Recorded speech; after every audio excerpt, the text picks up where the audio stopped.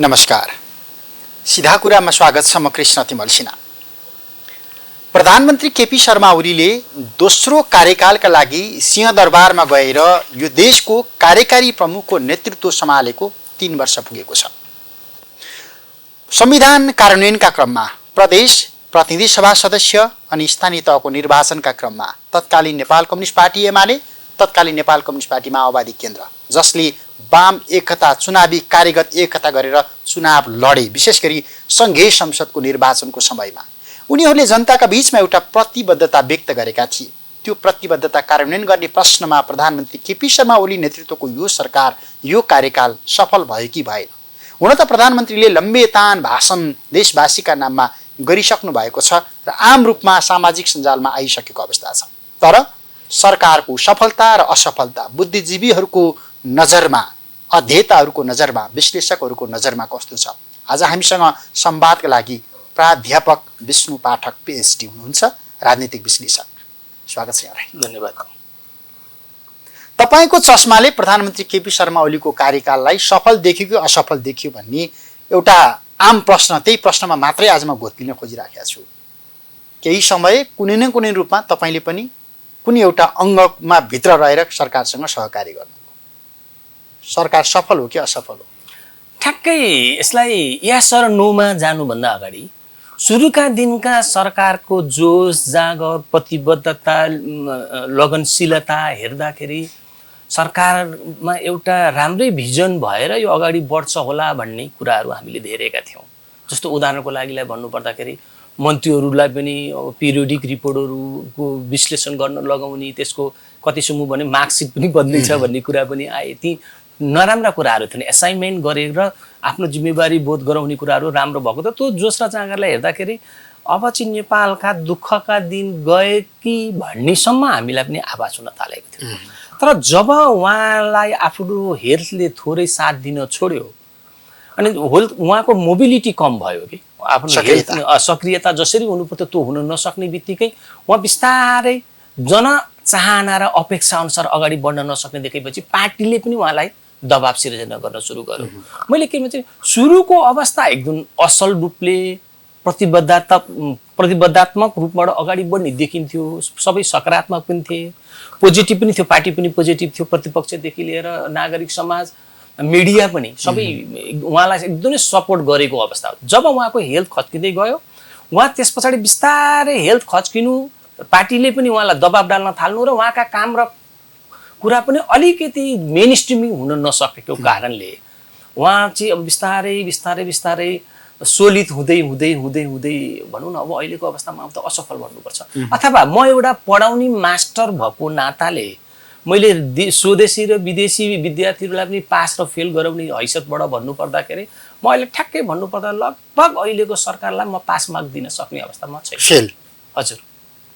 तर प्रधानमन्त्री केपी शर्मा ओलीका लागि 2074 साल फागुन 3 गते जति बेला उहाँ शीतल निवासमा एउटा शक्तिशाली सरकारको नेतृत्व गर्ने हैसियत राखेर जानुभएको थियो, पहिलो दिन तत्कालीन माओवादीको धारबाट सरकारमा सहभागी हुने अनुहारहरू पठाउने सन्दर्भमा जुन एउटा देवानबाट विवाद सुरु भएको थियो नि, मलाई अघिल्तिरको यात्रा सहज छैन, मैले काम गर्न सक्दिनँ भन्ने त उहाँलाई त्यति बेलाबाटै हेक्का भएको हो नि। त्यस हिसाबमा त्यो अवरोध चिर्दै चिर्दै चिर्दै आजको दिनसम्म आइपुग्दाखेरि सफलै भएका हुन् कि?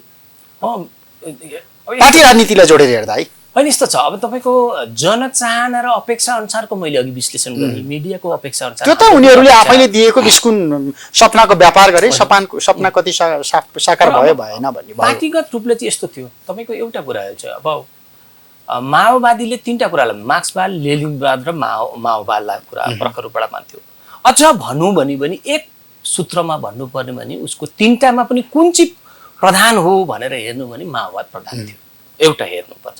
तर यतापट्टि एमालेको धार कस्तो थियो भन्नुहुन्छ भन्दाखेरि मार्क्सवाद र लेनिनवाद, उनले माओवादलाई थर्ड विचार मात्रै भन्थ्यो। दुईटा अवस्था। त्यसरी अलग अलग पृथकमा रूपले हेर्दाखेरि जस्तो एउटा अवस्था चाहिँ के थियो भन्दाखेरि दुईटा धार स्पष्ट देखिँदै पनि कहिलेकाहीँ चाहिँ रुखको तल हाँगा हेर्नु होला अथवा चिरिएको भए पनि माथि गएर जोडिने अवस्था बन्ने अवस्था बनेको अवस्था हुन्छ। तर त्यसैले बन्छ होला, भर्खरको सुरुको अवस्था छ, केही असहमतहरू हुन सक्छन् होला, विचारहरू असहमत हुँदै जान्छन् होला, अन्तिममा गएर जोडिन्छ होला भन्ने अवस्थामा चाहिँ हामी अपेक्षा गरेका थियौँ। तर त्यो अनपेक्षित हुँदै पनि हामीले सकारात्मक रूपले लिएको अवस्था थियो भनौँ न यसरी नै। अब केपी ओली व्यक्तिगत कमजोरीका कारण कति असफल भए र पार्टीभित्रको कमजोरीको कारण कति असफल भए भनेर छुट्याएर हेर्न पर्ला नि यहाँनिर। त्यसलाई हेर्दा धेरै राम्रो प्रश्न। मैले एउटा कुरा भन्छु है, तर केपी ओलीलाई हेर्ने बित्तिकै हिजोको दिनमा उहाँको अवस्था कस्तो थियो भनेर हेर्नुपर्छ। डाक्टर बाबुराम भट्टराईले नेपालको केक सिङ्गो केक तेह्रथुमको 8 गाउँपालिकामा गएर काटिएपछि भोलिपल्ट के भन्नु, त्यसै दिन के भन्नुभयो भने उहाँभन्दा म राम्रो परिवारमा जन्मिएको थिएँ भन्नु हो कि। उहाँको कुन अर्थमा भन्नुभयो तपाईँ हामी आफैले पनि विश्लेषण विवेचना गर्न सक्छौँ। उहाँ त्यो अवस्थाको मान्छे हो। सानैमा 4 वर्षको उमेरमा उहाँको आमा खस्नुभयो, हजुरआमाको पालन पोषणमा गयो, बुबाले पनि अर्को बिहा गर्नुभयो। तर त्यस पछाडिबाट उहाँलाई अलिकति आर्थिक विपन्नताकै कारण तराई झर्नुपर्ने बाध्यात्मक अवस्था रहेर सम्पर्कका हिसाबले रामनाथ दाहालकमा उहाँ सम्पर्कमा पुग्नुभयो झापामा।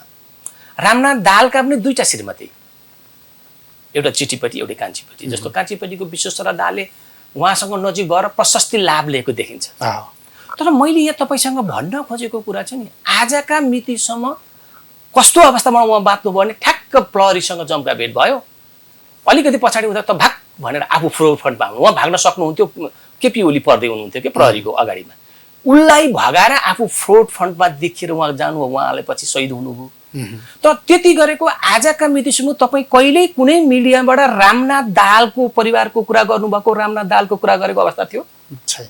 भनेपछि उहाँ चाहिँ जुन भर्याङ चढो त्यसलाई लाताले हानेर हिर्काइदिने अवस्थाको। जस्तो अर्को कुरा, जेलमा बस्दाखेरि मैनाली परिवार, त्यसमा पनि राधाकृष्ण मैनालीको साह्रै ठुलो देन उहाँलाई बचाउनमै छ। फेरि अर्को पनि भन्दैछु, रोगको कारणले, औषधि उपचार नभएको कारणले, भोकको कारणले एउटै बेडमा सुतेको कहिल्यै उहाँको कुरा गरेर सुन्नु भएको छ? मैले यो पृष्ठभूमि भन्दैछु कि त्यस पछाडिको अवस्थामा ल तपाईँले भन्नुहुन्छ 14 वर्ष जेल बसेको भन्नुहुन्छ, तर उहाँका गुरु मोहनचन्द्र अधिकारी कुन कुन पदमा पुगे?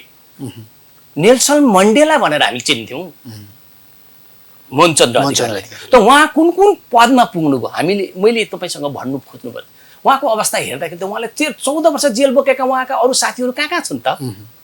जीवन्त छन्, कोही सादात भयो होला, कोही जीवितै होला। मैले के मात्रै भने चाहिँ यो क्यालकुलेसन उहाँले जहिले तहिले पनि के क्यालकुलेसन गर्नुभयो भन्दाखेरि चाहिँ जहाँ हेर्नु होला, जहाँ टेक्नु भयो बेसिरै हिँड्नु भयो। पञ्चायत कालमा राधाकृष्ण ज्ञानेन्द्रको कालमा राधाकृष्ण मैनाली जुन पोलिटिकल समितिको इन्चार्ज हुनुहुन्थ्यो, उहाँले के भन्नुभएको थियो भने नि अर्कै शब्द यही है, अर्कै होइन बाँच्न सकिँदैन क्या हो, एउटा मन्त्री मिलाइदियो म छोडिदिन्छु पार्टी। इतिहास साँची छ, उहाँलाई गएर सोधे हुन्छ रेकर्ड। अब जहाँसम्म पहिलो जनआन्दोलनमा उहाँ जेलमै हुनुहुन्थ्यो, दोस्रो जनआन्दोलनको कुरा गर्नुहुन्छ नागरिक समाजले राजनीतिक पार्टीलाई स्थापित, हामी जस्तै पनि सडकमा थियौँ, स्थापित गरेको अवस्था। बालकोटबाट निस्किनु भएन। उहाँले त के भन्दा गोरुगाडाबाट अमेरिका पुग्दैन भन्नुभयो। कान्तिपुरमा अहिले पनि रेकर्डेड एउटा इन्टरभ्यू छ उहाँको। उहाँले कि तपाईँले त्यस बेला दोस्रो जनआन्दोलनमा के गरेर बस्नुभएको थियो? म चाहिँ मिडिया टेलिभिजन हेरेर बसेको थियो, स्पष्ट बोल्नुभएको छ। उहाँको योगदानको कुरा गर्दैछु है मैले। हिजो कम्युनिस्ट पार्टीको संरचनामा उहाँ पनि हिजोको सुरुवातमा के भन्नुभएको थियो भन्दाखेरि झिक्रा काटेर लक्ष्यमा पुगिँदैन, लक्ष्यमा पुग्नका लागि अथवा बाँस काट्नका लागि पहिला झिक्रा काट्नुपर्छ भन्ने प्रिन्सिपल बोकेर सबैभन्दा बढी उग्र स्वभावमा वर्ग शत्रु खतम अभियानमा उहाँ नै हुनुहुन्थ्यो। जस्तो त्यहाँ हुनु, जस्तो भनौँ न राधाकृष्ण मैनाली, सिपी मैनाली जस्तो थुप्रै मान्छेहरू, जस्तो भनौँ त्यसमा रामनाथ दाहाल, के अरे नेत्र घिमिरेहरू सिनियर थिए, जस्तो मोहनचन्द्र अधिकारीकै कोशी प्रान्तीय कमिटीबाट गएका उनको धार थियो। मैले तपाईँ त्यो अवस्थाको सबै परिक्रमा हेर्नुभयो भने नि मैले यति मात्रै भन्छु, उहाँको त्यो विगत र अहिलेलाई तुलनात्मक रूपले हेर्ने हो भने उहाँले के सोच्नु हो भन्दाखेरि चाहिँ अब आई एम द स्टेट भन्ने, जब सत्तामा पुगिसकेपछि म नि राज्य हुँ, मैले जे गरे पनि हुन्छ भन्ने जुन चिन्तन आयो र अहिलेको म एउटा तपाईँलाई यहाँ भन्दा भन्दै एउटा सर्वोच्चको भर्खरै उहाँको एउटा वकिलको कुरा गरिहाल्छु। उहाँले त कस्तोसम्म वकिल भनौँ न हायर गर्नुभएको रहेछ आफ्नो बहसका लागि भन्नुहुन्छ भन्दाखेरि हालका प्रधानमन्त्रीलाई श्री 3 र श्री 5 को अधिकार प्राप्त छ, उहाँले संसद त्यत्रोसम्म त्यो चाहिँ कसरी आयो भन्नु चाहिँ आई एम द स्टेट भन्ने जुन फिलिङ हिजो राणाहरूले गरे, त्यसपछि राजाले गरे, अब म गर्छु। हो, म गर्छु। त्यसको अर्को कारण पनि भनिदिन्छु। उहाँको अहिले तपाईँलाई हेर्नुहुन्छ भने इतिहास साक्षी छ। हामी जस्ता मान्छेलाई अनुसन्धान गर्न कुनै सार्वजनिक निकायले भन्छ भने हामी अनुसन्धान गरेर देखाइ पनि दिन्छौँ त्यो हो कि होइन भनेर। तपाईँले यो यति समूह भन्ने छ नि, उहाँको सबैभन्दा बढी लगानी छ जसको खरबौँको पुँजी पनि छ। त्यो आयो पैसा कहाँबाट? उहाँले यति होल्डिङको मैले किन कुरा गर्दैछु, यति होल्डिङ चाहिँ हिजो दरबारबाट जति पनि राज्यले सम्पत्तिहरू फिर्कायो, यति होल्डिङ प्रत्यक्ष अप्रत्यक्ष रूपले काहीँ न काहीँ गरेर त्यो यति होल्डिङमा पुग्यो कि इभन सगरमाथाको बेस क्याम्पमा पनि होटल बन्ने अवस्था आयो। मैले यहाँ तपाईँसँग के भनेको भने उहाँको एउटा सबैभन्दा राम्रो पक्ष एकदमै भन्नुपर्छ ऊर्जाशील हुनुहुन्छ, अहिले पनि गर्न सक्छु डेटरमाइन तपाईँको भन्नुहुन्छ नि। देखिँदाखेरि यस्तो लाग्छ कि मलाई एकजनाले भन्दै हुनुहुन्थ्यो, के भन्दै हुन्थ्यो, होइन केपी ओलीको कन्फिडेन्ट हेर्दा त मुद्दा सुद्धा सबै पार लाउँछौँ होला, यिनले चुनाव पनि गर्छन् होला भन्ने अवस्थासम्म थियो। कन्फिडेन्ट हेर्दाखेरि त्यो एकदम राम्रो पक्ष हो, त्यो एकदम भनौँ न। तर उहाँमा सबभन्दा ठुलो आई एम द स्टेट भन्ने सुपेरियर कम्प्लेक्सिटी एम्बिसनले गर्दाखेरि चाहिँ उहाँलाई हरेक कुराहरूलाई स्याडो गर्दै यहाँ ल्याइपुऱ्याएको अवस्था छ। अरू त अरू उहाँले मदन भण्डारीलाई पार्टीको आदर्श पुरुष र बहुदलीय जनवाद मानिसकेपछि, जनताको बहुदलीय जनवाद मान्ने कुरामा पार्टीले सिङ्गोले एडप्ट गर्यो, तर उहाँले त्यो परिवारको रक्षा र संरक्षणमा व्यक्तिगत सम्पत्तिको रूपबाट थाल्नु यति भने पुग्छ कि तपाईँले हामीलाई भन्न खोजेको उहाँ आजका राष्ट्रपति किन जनताको नेता बन्न सक्नु भएन अथवा पार्टीको नेता बन्न सक्नु भएन, किन उहाँको पछि मात्रै लाए छाया बनेर हिँड्नुभयो भन्ने प्रश्नमा, उहाँको परिवारको कुरा गर्नेमा तपाईँले सुन्नु भएको छ। म तपाईँलाई एउटा कोट गरिदिउँ है, म कुनै जमानामा उहाँसँग बढी नजिक भएको नाताले उहाँले त्यो रिपोर्ट मदन भण्डारीको एक सदस्यीय रिपोर्ट प्रस्तुत गर्दा के भन्नुभएको थियो भने जुन दिन म सरकारमा पुग्छु त्यो दिन निष्पक्ष रूपले मदन भण्डारीको षड्यन्त्रमूलक हत्याराको भण्डारफोर गर्छु भनेको त इतिहास साँच्चै नै छ नि हजुर। तर उहाँले सत्तामा पुगिसकेपछि दुईचोटि गृहमन्त्री पनि हुनुहुन्छ, शक्तिशाली गृहमन्त्री, त उहाँले कति पटक मदन भण्डारीको नाम लिनुभयो र मदन भण्डारीको षड्यन्त्रमूलक हत्याको विचारमा जाँचबुझ गर्ने क्षमता प्रस्तुत गर्नुभयो। एउटा अर्को दोस्रो कुरो चाहिँ मदन भण्डारी फाउन्डेसन उहाँको व्यक्तिगत निजी प्रपर्टी किन बन्नु पर्यो, पार्टीको प्रपर्टी किन बन्न भन्ने, जनताको बहुदलीय जनवाद चाहिँ पार्टीले एडप्ट गर्ने बन्ने, तथापि मदन भण्डारीका जस्तो फाउन्डेसन चाहिँ उनको व्यक्तिगत सम्पत्ति किन बन्यो भन्दाखेरि यो महत्त्वाकांक्षा र उहाँको जुन एउटा पहिले सानैदेखिको अवस्थामा भन्नुहुन्छ जसरी बिर्सिँदै जाने, लात्ताले हान्दै जाने। कुनै जमानामा म तपाईँलाई एउटा भनिदिउँ, गृहमन्त्री पहिलो गृहमन्त्री भएका दिनको तपाईँलाई एउटा स्मरण गरौँ, उहाँ जम्मा 2टा कोठामा बस्नुहुन्थ्यो, किचनमा गुन्द्री ओछ्याएर हामी खाना खान्थ्यौँ। म पनि कुनै बेलामा चाहिँ एमालेको शुभचिन्तक कार्यकर्ताको रूपबाट थिएँ। अनि गृहमन्त्री हुँदा मलाई भनेकै शब्द थाहा छ, ए विष्णु कुन लुगा लाउनुपर्छ आज शपथ ग्रहण जाँदा भन्नुभयो। मैले भने उहाँको दराज खोलेँ, किनभने दराज कस्तो अवस्थामा थियो भने बिचमा लामो कोठा थियो, भित्र उहाँ सुत्नुहुन्थ्यो, बाहिर मान्छे बस्ने थिए र बाहिरैपट्टि दराज त्यो पाटन सुन्दारामा त्यो दराज निकाली अनि मैले लाउने कपडा आइरन गर्दै इभन जुत्ता पनि पोलिस गरेको अवस्था छ। मैले दाई भएको नाताले है, कुनै नेता भएको नाताले, हाम्रो घरायसी सम्बन्धको नाताले, दाई भएको नाताले मैले अहिले पनि उहाँलाई भेटे पनि हातैमा ढोक्छु। तथापि बेपत्ता पारिएका व्यक्तिको छानबिन आयोगमा गइसकेपछि जब मेरै नेतृत्वमा बयान समिति बन्यो, बयान समिति बन्दाखेरि त्यस बेलाका तत्कालीन स्टेक होल्डरहरूलाई चाहिँ के रहेछ भनेर बुझ्नु पर्दा सत्ताका माथिल्ला वर्गका कुराहरू प्रचण्ड भयो, शेरबहादुर देउपा भयो, ज्ञानेन्द्र र सबैलाई चाहिँ बयान लिनको लागि मैले बोलाउनु पर्ने भयो, मेरो समिति बोलाउने भयो। क्वेसनहरू डिजाइन भएको कुरा जब बाहिर आयो 45 दिनमा ऐनै चेन्ज गरेर हामीलाई फ्याँकिदियो। जहाँ 80% काम सकिएको थियो 6 महिनामा हामी काम सकेर उहाँहरूलाई प्रतिवेदन बुझाउँदै थियौँ। त्यो अवस्था मैले तपाईँसँग यहाँ भन्न खोजेको अवस्था।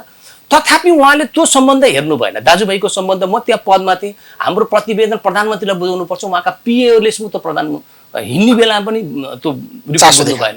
हो नि, उहाँलाई डर थियो यिनीहरूले काम गरेका छन्, यिनीहरूकोमा भन्ने बित्तिकै त मैले बोल्नुपर्छ, किनभने त्योभन्दा अगाडि के भनेको अवस्था थियो भने अनि उहाँको संलग्नता र त्यस्तो कमजोरी कहाँनिर जोडिन्थ्यो दण्डकारी हो, यहाँको सबभन्दा मलाई के थियो भने उहाँले दुईटा धार पाल्नु भएको थियो त्यस बेला। संक्रमणकालीन न्याय भनेको दुईटा धार मान्नु भएको थियो। एउटा धारले प्रचण्ड पक्षलाई सिद्ध्याउने, अर्को धारले देउपा पक्षलाई सिद्ध्याउने। किन भन्दाखेरि द्वन्द्वरत अवस्थामा त दुईटै पक्ष मुछिएको अवस्था थियो। इतिहास साँची छ, मेरो अनुसन्धानमा भएको त 36% गैर न्यायिक हत्या जस्तो संख्या 70,000 मात्रै होइन है, संख्या चाहिँ 19,000 को हाराहारीमा छ। त्यसको 36%ले माओवादीले ओनरसिप लिनुपर्छ भनेपछि सरकारमा बसेका मान्छेले अरू बाँकी पक्ष लिनु, सबैभन्दा ठुलो 2/3 भन्दा ठुलो सरकार राज्य प्रमुख भएको अवस्था हो।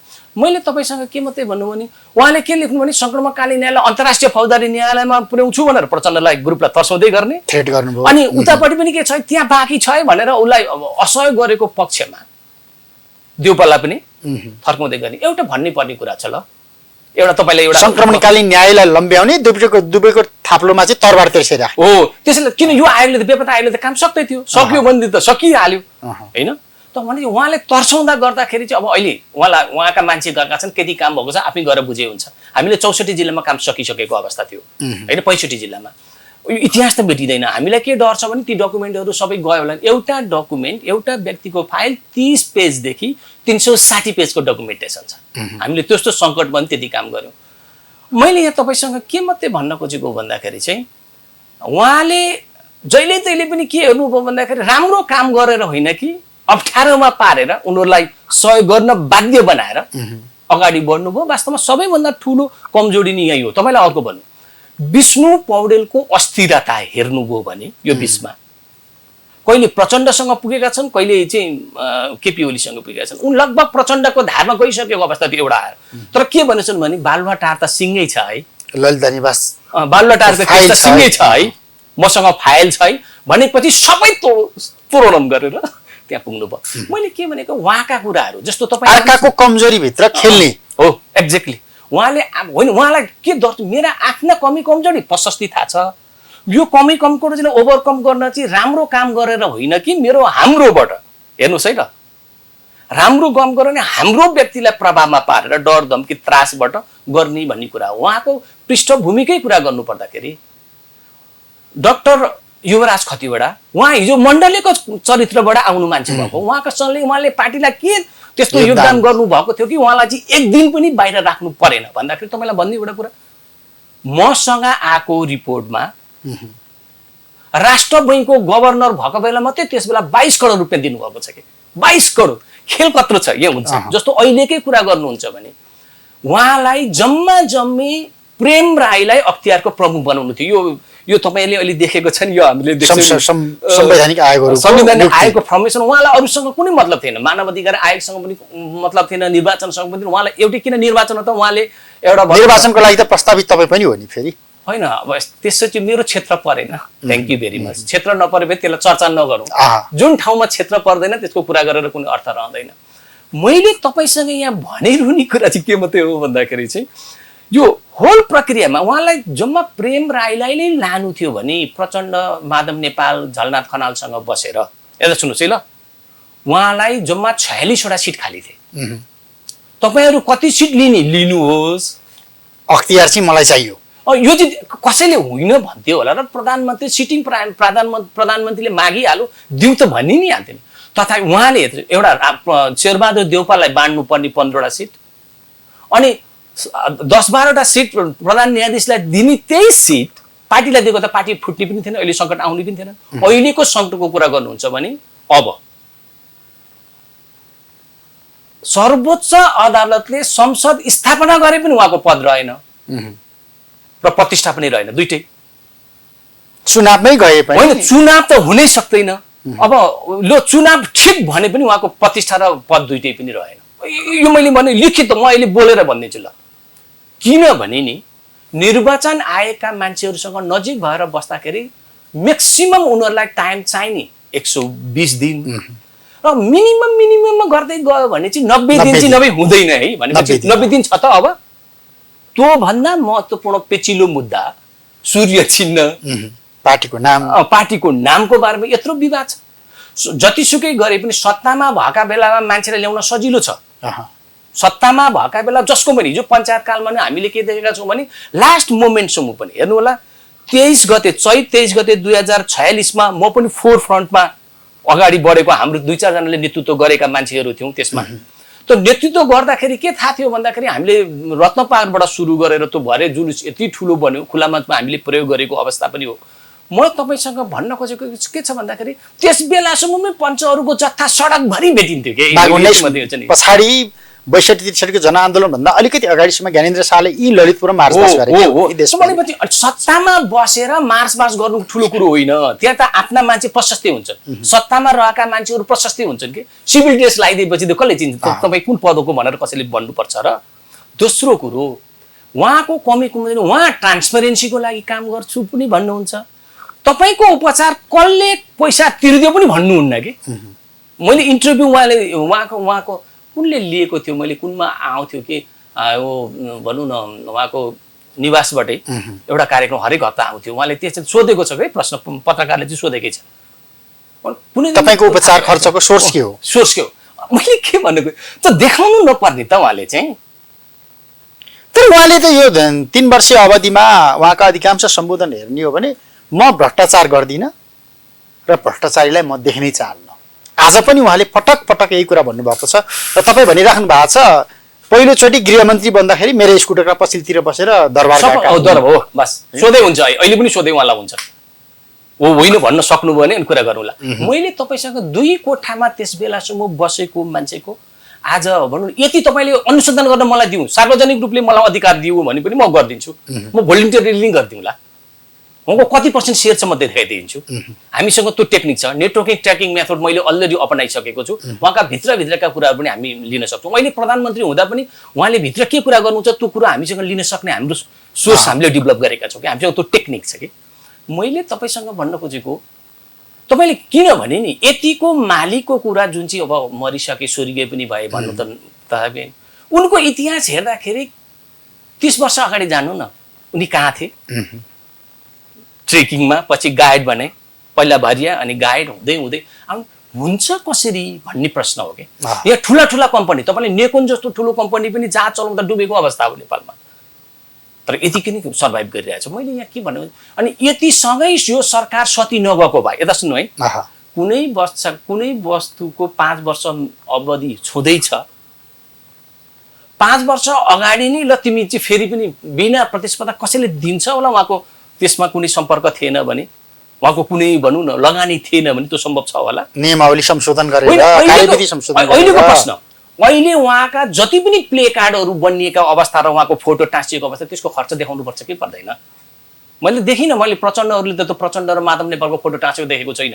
म उनीहरू ठिक भनिराखेको अवस्था होइन, तथापि राज्य जिम्मेवार हुनु पर्यो भन्ने कुरा। अब विदेशी सहयोग पनि लिन्छु भन्ने यहाँ हेर्नु है, विदेशी सहयोग पनि लिन्छु भन्ने आफ्नो फेभरमा निर्णय गर्दा त्यो ठिक छ भने आफ्नो निर्णय भन्दा बाहिर गयो भने बेठी भन्नुपर्छ। जस्तो ट्रान्सपरेन्सी इन्टरनेसनलको रिपोर्ट बनाउनु 2019 उहाँ सत्तामा पुग्दा नपुग्दै राम्रै सुरुमा काम गर्नु भएकोले होला नेपाल चाहिँ 113 भनौँ न भ्रष्टाचारयुक्त मुलुकमा पर्थ्यो भने हाल आएर 117 पुग्यो। म मान्दिनँ, हिजो त मान्नु भयो नि त, किन हिजो मान्दिनँ भन्नु पर्थ्यो नि। हिजो तिमीले 113 भन्नु त पनि मान्दिनँ, 17 पनि मान्दिनँ भन्नु पर्थ्यो। अनि आफ्नो फेभरमा रिपोर्ट आउँदा मान्छु, प्रतिकूल भएपछि मान्दिनँ, प्रतिकूल भन्नुपर्छ। अब यहाँनिर यो ओलीको यही चरित्रले गर्दा नेकपा भित्र समस्या आएको हो यो 3 वर्षको बिचमा। स्वाभाविक रूपमा उहाँ 2टा कुरा भन्छु अङ्ग्रेजीमा हुन्छ, एउटा महत्त्वाकांक्षा, सुपेरियर कम्प्लेक्सिटीलाई के भन्ने नेपालीमा सर्वसत्ता मै सर्वेसर्वा, दुईटैको ambition plus superior complexity I am the state भन्ने ओनरसिप जन्माउँछ कि। त्यो ओनरसिप भनेको डिक्टेटरसिपमा जाने हो। त्यही बाटोमा गइराखेको छ। तपाईँले हिजो सुन्नुभयो नि ईश्वर पोखरेलले बोलेको, मिडिया चाहिँ हाम्रा उहाँले प्रेस सङ्गठनलाई भन्दै हुनुहुन्छ कि प्रतिकार दलाल भए, प्रतिगामी भए, प्रतिकार यो अपराध भयो, यसको विरुद्ध प्रतिकार गर पनि भन्दै हुनुहुन्छ। भनेपछि त यो कुनै सभ्य समाज जुन तपाईँले एउटा कुरो यो घरको फाउन्डेसनभित्र हामी यहाँ बसेर यत्रो काम कुराहरू गर्दैछौँ, अनि हामीले खुरुखुरु पिलर भत्काएपछि जो घर रहन्छ होला, हिजो ईश्वर पोखरेललाई त्यहाँ पुर्याउने अथवा हालका प्रधानमन्त्रीलाई त्यहाँ पुर्याउने काम मिडियाले गरेको होइन भनेको। चुनावमा होस्, चुनावभन्दा अगाडि त्यो त भनिहाल्नु भने तपाईँले पृष्ठभूमि बिर्सने हो उहाँको सबभन्दा ठुलो। त्यसैले सबभन्दा ठुलो अहिलेको क्रक्स भनेको, समस्याको जरो भनेको, जति नै उहाँले भने पनि हेर्नु होला, हिजो झापाकालीन समयमा पनि देखि अहिलेसम्म आउँदाखेरि उहाँको धरातल जहिले तैले पनि आफ्नो धरातल बिर्सिनुहुन्छ। एकपटक मलाई के भन्नुभएको थियो, म अहिले समय नै भनिदिन्छु। अप्रिल 1994मा म चाहिँ यो कम्युनिस्टहरूको दस्तावेजीकरण PhD को तयारी गर्दै गर्दाखेरि दस्तावेजीकरणको डकुमेन्ट जम्मा पार्दै थिएँ कि मैले उहाँलाई सोध्दै जाँदाखेरि एक दिन के भन्नुभयो भने, के गर्नु र विष्णु तिमीलाई एउटा थाहा छ भन्नुभयो। के दाइ? मैले भने के? जनताको बहुदलीय जनवादमा हामी छलफल गर्दै थियौँ कि त्यहीँ आएर। गर्दाखेरि यो मैले पहिलो पटक मदन भण्डारीले भेट्दाखेरि जेलमा बहुदलीय जनवाद भनेर मैले भनेको थिएँ। उहाँले बाहिर ल्याएर पार्टीको नीति बनाउनु भयो, म जेलमा भएको कुराले म पर्दा पछाडि रहेँ भन्नुभएको इतिहास अहिले पनि त्यो त मेरै थियो, उनको होइन। हो, उनको धारणा चाहिँ मेरो हो भन्ने भयो। तर पार्टीमा अर्को कुरा है, यहाँ बुझ्नुपर्ने कुरा चाहिँ म त्यसैमा जोडेर भन्दैछु। मदन भण्डारीको हत्या हुनुभन्दा अगाडि उहाँ सामान्य केन्द्रीय सदस्य मात्रै हो केपी ओली। इतिहास साँची छ, तपाईँ हामीले हेरे हुन्छ, पल्टाए हुन्छ, पढे हुन्छ। अहिले पनि त्यहाँसँग नजिक भएका नेताहरू अहिले पनि जीवित छन्, सोधे हुन्छ। तर उहाँसँग एकाएक मदन भण्डारीको हत्यापछि चाहिँ सधैँ अटुट सिँढी मात्रै चढ्ने सम्बन्ध कसरी बन्यो हेर्नुपर्ने, बुझ्नुपर्ने। यो सरल छैन। महाकालीको कुरा गर्नुहुन्छ कि त मदन भण्डारीको अर्को कुरा, मदन भण्डारीको हत्यामा उहाँकै नेतृत्वमा मात्रै एक सदस्य किन आयोग बन्यो प्रश्न। अनि अमर लामालाई मैले 2008 को मार्चमा अहिलेका उपराष्ट्रपति नन्दकिशोर पुनलाई सोधेको थिएँ मार्चमा, सबै थाहा छ कि मेरो ब्रेनमा। अनि तपाईँहरूले अमर लामालाई किन मार्नुभयो? किनभने म त्यस बेला माओवादी सेनाको डेमोक्रेटाइजेसन प्रोसेसमा म संलग्न थिएँ कि। अनि मलाई मेरो सम्पर्क चाहिँ नन्दकिशोर पुन र पार्टीमा मोहन वैद्य हुनुहुन्थ्यो। उहाँहरूसँग त मेरो इन्टरेक्सन हुनै पर्यो त्यो ट्रेनिङका लागि, मानव अधिकार डेमोक्रेटाइजेसन लोकतान्त्रिकरणको लागि। अनि मैले सोधेँ एक दिन, मैले उहाँलाई पनि दाइ भन्थेँ, दाइ तपाईँहरूले अमर लामालाई चाहिँ मार्नुभयो किन? हट, हामीले कहाँ मार्छौँ, हाम्रो शैलीमा। हेर्नु चाहिँ उहाँले भनेको शब्द अहिले पनि सोधे हुन्छ। उपराष्ट्रपति जीवित हुनुहुन्छ, अहिले पनि हुँदै हुन्छ। त मैले के भन्न खोजेको भने, हाम्रो शैलीमा मदन भण्डारीलाई मार्ने शक्तिले मारौँ, हाम्रो शैलीमा है।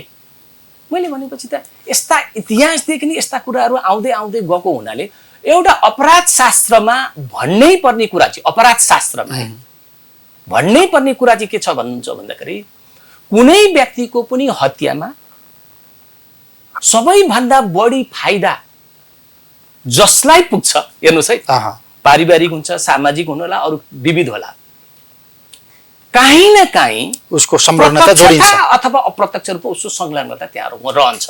यो त युनिभर्सल ट्रुथ हो। मैले कसैलाई प्रति प्रेम लगाएको छैन, मैले खालि स्थिति प्रस्ताइदिएको मात्रै। भन्न खोजेको अवस्था चाहिँ के थियो भन्दाखेरि, केपी ओलीले आफ्नो ब्याज त पहिल्यै खाइसक्नु भएको थियो। अहिले संसद विघटन गरेर ब्याज पनि खाइसक्दै हुनुहुन्थ्यो।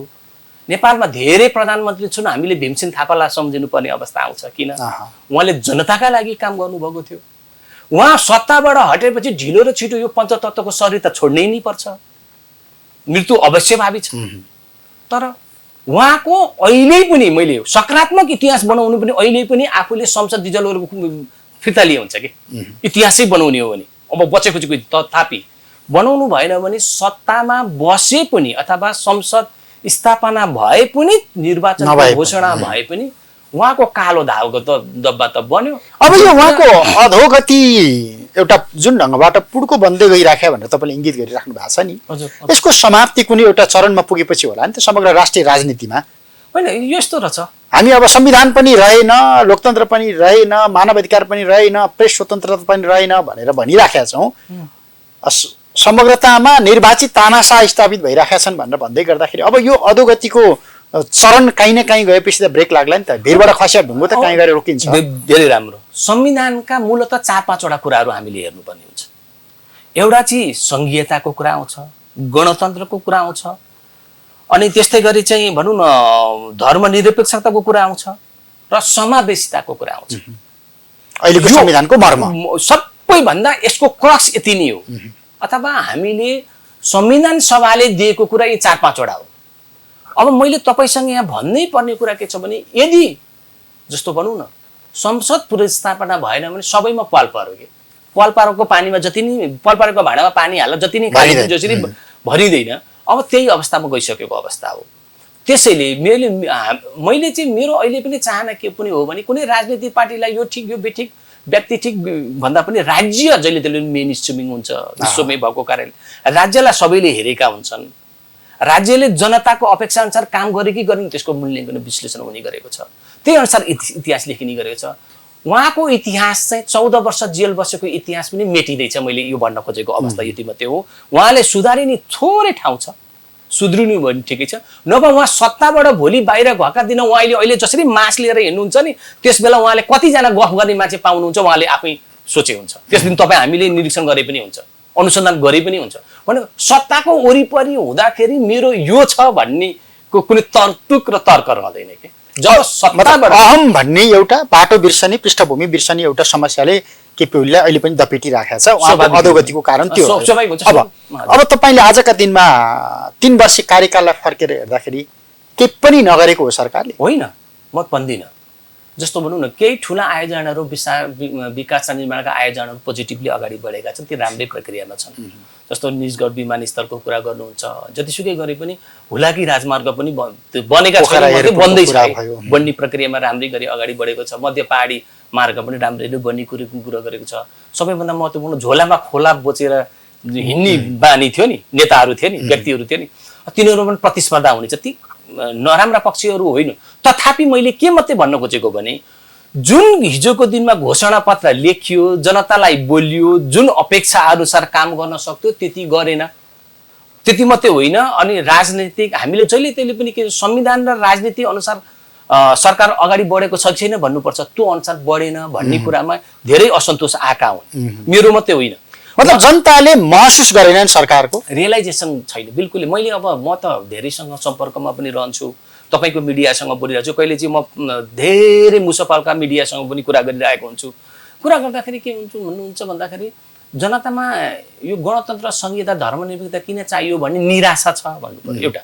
अनि उहाँलाई सबैभन्दा एउटा महत्त्वपूर्ण कुरा है, बुझ्नुपर्ने कुरा चाहिँ नि राजावादी मात्रै वकिल छन् त उहाँलाई चाहिँ सर्वोच्चमा प्लिड गर्ने किन आए? राजावादी मात्रै बहुसङ्ख्यक रूपले भन्नु पर्दाखेरि राजावादीहरू किन उहाँलाई साथ दिइरहेका छन्? पृष्ठभूमि हेर्ने हो भनेदेखि संघीय लोकतान्त्रिक गणतन्त्र पनि संशोधन हुन सक्छ।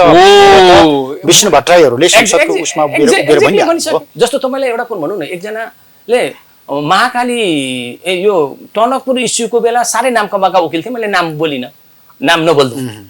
उहाँले के सुन्नु भन्नु भने उहाँलाई यति ठुलो एउटाले त भन्नुभयो श्री 3 र 5 भनेर भनिदिनु भयो, जुन संविधानको कुनै धाराले त्यो कुराको परिकल्पना गरेको छैन। उहाँले के भन्नु भने संसद पुनर्स्थापना गरिदिनु, उहाँले संसद बोलाएन भने के हुन्छ? ल यस्तो खालको जुन तक उहाँलाई लाग्नुपर्ने, उहाँले आफैले बोलेको कुरा कति ठिक कति बेठिक भन्नुपर्ने हो। जस्तो म त प्रधानमन्त्रीलाई पनि एउटा सजेसन दिन्छु, सजेसन चाहिँ दिन पाइयो नि तपाईँको मिडिया मार्फतबाट। महात्मा गान्धी एक दिन बसिरहेको ठाउँमा इन्दिरा गान्धीले 2टा बच्चा लिएर आए। बाबु प्रधानमन्त्री छन्, जवाहरलाल नेहरू प्रधानमन्त्री छन्, आइन्, बाबा मैले घर छोडेर आएँ। किन घर छोडे त भन्नु पर्यो?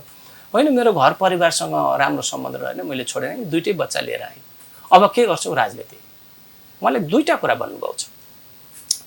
तिमी राजनीति कसरी गर्छौ, तिम्रो त पहिचानै छैन भन्नुभएको छ महात्मा गान्धीले। अनि होइन हजुर अब बाबाले बाबा भन्नु त बाबाले जे गर्नुहुन्छ त्यही ल, त्यसो भएदेखि आजदेखि तिमी गान्धी। एक दुईवटा कुरा बुझ्नु पर्ने। अनि दोस्रो कुरा चाहिँ अब तिमी राजनीति गर्दाखेरि तिमीले त्यो काम गर जसले झुपडीमा खुसी छाओस्। झुपडीमा उहाँले भनेको शब्द दोस्रो। तेस्रो चाहिँ उहाँले सबभन्दा भनेको अहिले मैले जिन्दगीभर लिएको गुरु मन्त्र के भन्नुहुन्छ भन्दाखेरि तिमी एकान्तमा बसेर छातीमा हात राखेर टेन्सन फ्री भएको मुडमा विगतका काम र कर्तव्यलाई हेरेर अनुगमन आफै गर, मूल्याङ्कन गर, र त्यस बेला आत्मज्ञानी भएन भने तिमी सफल। आत्मज्ञानी भएन भने अहिलेका प्रधानमन्त्रीलाई सुतेको बेलामा टेन्सन फ्री भएको बेला त्यही पछिल्लो मैले भने नि आफ्नो कामलाई म सही गरेँ कि गलत गरेँ, सही बाटोमा छु कि गलत त्यति बाटोमा गर्दा छु। पनि अहिले पनि सुध्रिने ठाउँ छ। मेरो तर्क चाहिँ के मात्रै भयो नि हेर्नुलाई, हाम्रो वार्तामा के हुन्छ भने 4वटा पाटा हुन्छन्। जस्तो इनडाइरेक्टमा पनि इन्फर्मल र फर्मल डायलग हुन्छ, डाइरेक्टमा पनि इन्फर्मल र फर्मल डायलग हुन्छ। यो संसारमा हुने जति पनि पिस प्रोसेसका लागि, नेगोसिएसन प्रोसेसका लागि, कन्फ्लिक्ट ट्रान्सफर्मेसन भन्नु, कन्फ्लिक्ट म्यानेजमेन्ट चाहिँ यिनै कुराले गाइड गर्छ। त्यति कुरालाई 4वटा कुराहरूलाई फर्मल, इन्फर्मल, डाइरेक्ट, इन्डाइरेक्टलाई मात्रै विश्लेषण गर्नुभयो। अबको समाधान कहाँ छ भने पनि अझै पनि इतिहास सपार्ने ठाउँ छ है, नभएदेखि। तर म आफै राज्य हुँ नि त, यही हो समस्या चाहिँ। म आफै राज्य हुँ, मै सर्वोच्च अदालत हुँ, म निर्वाचन आयोग हुँ, म राष्ट्रिय मानवाधिकार आयोग हुँ। जस्तो अब तपाईँले एउटा कुरो चाहिँ नि, उहाँ साँच्चै जनताको पक्षमा काम गर्नु त प्रेम राईलाई त्यहाँ किन लानु पर्यो? म प्रश्न फेरि, प्रेम राई कहाँ जन्मेका हुन्, भोजपुरको कुन ठाउँमा हो? अहिले पनि भोजपुर कि खोटाङ हो, जाओस्, यी 2 मध्येमा एउटा जिल्ला हो। अनि उहाँ कुन अवस्थामा आयो, उहाँको परिवार कुन अवस्थामा छ, उहाँको लिभिङ स्ट्यान्डर्ड के छ, अहिले हेरे पनि हुन्छ। एउटा सङ्खुवा सभा हो सायद, अच्छा ठिकै छ, पूर्वी नेपालको पहाडी जिल्लाको कुनै हुन्छ, उहाँको त्यो एउटा हेरे हुन्छ। अर्को कुरा चाहिँ उहाँको घरभित्र गइदिए हुन्छ। तपाईँहरू पनि इन्टरभ्यू लिनको लागि कुनै दिन पसिदिए हुन्छ कि त्यहाँ एउटा। अब दोस्रो कुरो म तपाईँलाई के भन्दैछु भने उहाँकै 2टा फाइल त ठुला फाइल उहाँकै विरुद्धमा अख्तियारमा छन्, बोइङ केसको र यो पेट्रोलियम जुन छ नि, यो आइलिङ मैले किनेका जग्गाको बारेमा उहाँकै विरुद्धमा भएका फाइल पेन्डिङमा हुने, अनि उहाँलाई नि त्यसको नेतृत्व दिँदा हुन्छ के त? उहाँले काम गर्न सक्नुहुन्छ? ललिता निवास जग्गा प्रकरणको तरबार त सुरु भयो नि त, तेर्सिन थाल्यो नि त। हो ठिक छ, काहीँ न काहीँ कुनै न कुनै रूपमा ठिक छ। यसमा ललिता निवास मात्रै होइन, अन्य ठाउँमा जस्तो भने अहिले पनि हाम्रा तपाईँलाई कुरा गर्नु पर्दाखेरि चाहिँ भन्नै पर्ने कुरा चाहिँ के हो भन्दाखेरि चाहिँ लडाका शिविरको कुराहरू आइराखेका छन्, शिविरको लडाकुको 19 अर्ब रुपियाँ अनियमितताको कुरो होइन। त्यति मात्रै अन्य सुन्दा त के पनि होइन, म भन्छु अहिले मैले त यहाँ त खरबको कुरा छ कि, अरबको कुरा मात्रै होइन। 19 अरबको हुँदै होइन भनेको पनि होइन, जहाँ भए पनि त्यो गल्ती त गल्ती नै भयो नि, करप्सन त करप्सनै भयो नि, जहाँ भए पनि। तर त्यहाँ खरबका कुरा छन्। मैले के मात्रै भन्न खोजेको भने हिजो उहाँहरूले नै पठाएको मान्छे अहिले जेलमा जाने, यहाँ हेर्नुहोस् है, योभन्दा अगाडि अख्तियारको मान्छे जेल गएका छैन के? अनि भोलि चाहिँ प्रेम राई जस्ता मान्छे हामी पनि त कुनै दिन सत्ताको नजिकमा पुग्न सक्छौँ नि, अथवा हाम्रा मान्छे पुग्न सक्छौँ, अथवा हामीले बोलेको मान्ने सक्ने पुग्न सक्छन्, अथवा निष्पक्ष मान्छे पुगेको बेला के प्रेम राई चाहिँ बच्छन् त? अब त्यो केसबाट बच्न सक्ने अवस्था त रहँदैन, बिल्कुलै रहँदैन। त्यसैले अहिलेको देखेको एक्जिस्टिङ पोलिटिकल लिडरको जति नै ठुलो उहाँले योगदान त्याग देखाए तापनि 3-4 वर्षभन्दा राजनीतिक पोलिटिकल क्यारियर छैन कि, ओभरकम हुन्छ, यो नेचुरल फिनोमेना हो। तपाईले त्यस पछाडिको अवस्था के त्यो पनि सोच्नु महत्त्वपूर्ण गर्छ। किनभने नि वास्तवमा केपी ओली भने त निसन्तान मान्छे हुन् के, उनले त सबै देशका जनतालाई छोराछोरी मान्दिएको भए हुन्थ्यो के? हामी जस्ता जो जुझारुपन भएका मान्छे, केही गरौँ भन्ने मान्छे, म आफू बरु कुनै कम्प्रोमाइज गर्नु पर्यो, राष्ट्रलाई कुनै कम्प्रोमाइज गरेर बस्नु भन्दाखेरि म झापा फिर्केर कृषि गर्ने पक्षमा छु। म संसारमा पढाएर हिँड्ने मान्छे हो, किनभने कोरोनाले मेरो युनिभर्सिटीमा पनि समस्या आयो, उसले मलाई अहिले पे गर्न सक्दैन, ट्रान्सेन्ट पिस युनिभर्सिटी भनेपछि म फिर्ने अवस्थामा आयो। म काठमाडौँ कहिले फिरेको तपाईँलाई थाहा भनिदिउँ? चैत 13 गते 2039 सालदेखि आजसम्म काठमाडौँ बस्दा 44-45 देशमा खुट्टा टेकेर पढाउँदाको हामीसँग कति ज्ञान त होला नि। तर नेपालमै तपाईँलाई भनिदिउँ अहिले पनि खोले हेरे हुन्छ, 60 दिनमा 93 देशमा मेरा किताबहरू पढाइरहेका छन्। मैले मेरो गर्व गरेको नि 133 वटा इन्टरनेसनल पब्लिकेसन छ, 34 छापिँदैछ, अरू 3-4 वटा पाइपलाइनमा छन्। मैले के मात्रै भन्न खोजेँ भने हामी संसारभर जागिर भने विदेश जान मन नपराउने, अनि नेपालमा चाहिँ राज्यको कुनै मेन स्ट्रिमिङ हुन नसकेर अनि कृषितिर फर्किनु पर्ने बाँच्नका लागि भन्दा यसलाई कसरी मूल्याङ्कन गर्ने? मेरो घर हेरे हुन्छ, म 39 उहाँहरू प्रधानमन्त्री भन्दा त बढी आय स्रोत मैले सधैँ कमाइरहेको हुन्छु बाँच्नका लागि। एउटा प्रधानमन्त्रीले कमाउने भन्दा बढी आय स्रोत मैले कमाउनै पर्छ। हिजोको दिनमा तपाईको लाइफ स्ट्यान्डर्ड र बालुवाटारमा बसेका अथवा त्योभन्दा बाहिर बसेकाहरूको लाइफ स्ट्यान्डर्ड तपाईलाई भन्दैछु। यहाँ एउटा मैले फेरि प्रधानमन्त्रीकै उसमा सन्दर्भमा जोडेँ, सरकार अथवा प्रधानमन्त्री असफल हुनुका पछिल्तिर प्रधानमन्त्रीका वरिपरि बसेका ती पात्रहरू कति कुन हदसम्म जवाफदेही छन्? हामी त्यतातिर त्यो पार्ट अलिकति अन्त्यमा छ। उहाँलाई केपी ओलीको एउटा हिंसाबोध मानसिकता पनि छ, सुपेरियर कम्प्लेक्सिटी मात्रै होइन इन्फिरियर कम्प्लेक्सिटी पनि छ। त्यसमा चाहिँ हेर्दाखेरि उहाँलाई सुनिदिने मान्छे चाहियो, सजेसन दिने मान्छे होइन। हजुर भन्ने मान्छे सम्बन्ध हो हजुर ठिक छ हजुरले गरेको एकदम ठिक छ भन्ने मान्छे चाहियो भन्यो भने अनि उहाँको वरिपरि भएको जत्थाको इतिहास हेर्नुभयो भने है कुन खुफिया एजेन्सीसँग नजिक भएका हुन सक्छन् अर्को कुरो चाहिँ उहाँको एजुकेसन कतिको पब्लिक मोरालिटी कति छ कमिटमेन्ट कति छ सिटिजनसँग कति चाहिँ भिजेका छन् र नेसनली इन्टरनेसनली कति काम गरेका छन् त्यति कुरा हेर्नुहुन्छ भने मलाई एक दिन मातृका यादवले भनेको थाहा छ कि के गर्नु सरकारमा त गइयो प्रधानमन्त्रीलाई आफ्नो कुरा राख्न पनि भेट्न पाइँदैन ल प्रधानमन्त्रीको कुरा तर त्यही ठाउँमा खुफिया एजेन्सीका तल्लो लेभलका मान्छेले त सधैँ भेटिरहेका छन् मिडियामा मात्रै आउँदा मात्रै हामीले ध्यान गएको हो कि कसरी मन्त्री सल्लाहकारको सर्कल प्रधानमन्त्रीका लागि आत्मघाती बनिराख्यो हो त धेरै हदसम्म 100मा 100 बाँस काट्नका लागिलाई झिक्रा काट्नुपर्छ भन्ने फेरि सिद्धान्त मैले जुन झापामा उहाँले सुरु गर्नुभएको थियो त्यही कुरा गर्दाखेरि यहाँ भइदियो के भनौँ भन्दाखेरि चाहिँ उहाँले बाँस काट्न खोज्नुभयो भन्न खोजे एकपल्ट सल्लाहकार समूहलाई सबैलाई राजीनामा दिनका बाध्य पार्नुभयो उहाँले हटाउन खोज्नु भएको जसलाई थियो नि बाँस हटाउन खोज्नु भएको थियो अथवा बाँस काट्न खोज्नु भएको थियो तर सिक्रा हटाएर बाँस राख्नुभयो यो इतिहास साँच्ची छ किन भन्दाखेरि त्यहाँ त मैले सुन्न थिएँ खुफिया एजेन्सीको माथिबाट पनि आयो इन्टरनेसनल खुफिया एजेन्सीबाट आयो अरे फलानालाई हटाउनु पर्दैन हामी असहयोग गर्छौँ फलानालाई हटाइस् भने तँलाई हामीले असहयोग गर्छौँ तँलाई फेल गराउँछौँ भनेर भने अरे भनेपछि त्यस्ता मान्छे उहाँ जो मान्छेले नि तपाईँको भन्नुहोस् न जो मान्छेले आफ्नो वरिपरिको झुन्डालाई क्लियर गरेर जनतासँग जाने जसले मार्ग रोकेको छ त्यसको बाटो बनाउनु भने देश र जनताको लागि के काम गर्न सक्नुहुन्छ अब अन्त्यमा केपी शर्मा ओली कुनै एउटा कालखण्डमा तपाईहरूले पनि एक खालको ऐक्यबद्धता जनाएको समर्थन गरेको वाह गरेको आम मिडियाहरू त्यसपछि लागेको एउटा राष्ट्रवादी नेता होइन हजुर सही अर्थमा ओली राष्ट्रवादी हुन् कि होइनन् रहेछन् त अब 3 वर्षको समीक्षा गरौँ अब यसरी भन्नुपर्छ यो भन्दा पहिलो कार्यकाललाई हामीले पनि लेख्यौँ हाम्रो अहिले संसारभर तिनी किताबहरू पढाइ पनि हुन्छौँ उहाँलाई हामीले हाउ पनि गर्यौँ उहाँको नाम सुन्दा पनि आत्मा एकदम फुलेर के ओहो कस्तो राम्रो काम गरेको होला ओहो हामीसँग नेपालमा पनि यस्ता नेता रहेछन् भनेर गर्व हुने कुरा आउँथ्यो कि हामीलाई म विदेशमा भन्दा विदेशीहरूसँग पनि कुरा गर्दा भन्थेँ कि हेर हामीसँग यस्ता नेता छन् भनेर गौरव गर्ने थाहा तर उहाँले अहिले जसरी लास्ट आवरसम्मको जुन यो दोस्रो कार्यकालमा जुन प्रवृत्ति र ट्रेन देखाउनु भने